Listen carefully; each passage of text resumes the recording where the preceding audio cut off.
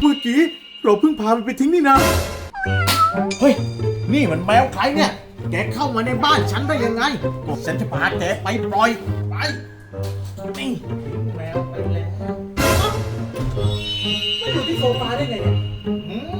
เข้าทางหน้าต่างเองฉันปิดหน้าต่างแล้วนี่ไป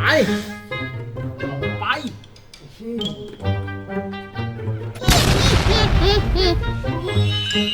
เมื่อกี้เราเพิ่งพามันไปทิ้งนี่นะแล้วมันมาอยู่ตรงหน้าเราได้ไงเนี่ยหรือมันจะเป็นแมวผี